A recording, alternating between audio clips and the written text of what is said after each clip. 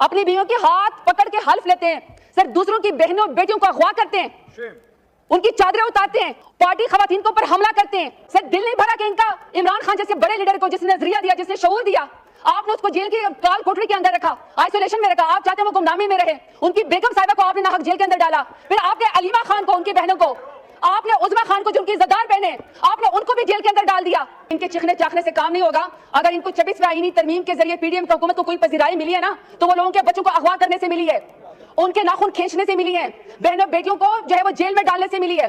اگر آپ سمجھتے ہیں کہ یہاں پی ٹی آئی ختم ہو گئی ہے یا آپ ختم کرنے کی کوشش کریں گے, تو میرا لیڈر تو اس ملک سے نہیں بھاگا آپ کی طرح 150 روپے کے اسٹامپ پیپر کے اوپر اپنے پلیٹلیٹس گرا کے بہانہ بنا کے. میرے لیڈر کو تو تاریخ ایک بہادر لیڈر کے نام سے یاد رکھے گی, آپ کو الحمدللہ انشاءاللہ بوٹ چاٹ کے نام سے یاد رکھے گی. آپ نے بوٹ چاٹے, آپ نے لوگوں کو اغوا کیا. پارلیمنٹیرینز نہیں لیں گے ماشاءاللہ اچھا لوگ کہ میں آئیں بہنیں بیٹیاں اغوا ہو گئی اور آپ ان کو پارلیمنٹ کی بات کریں.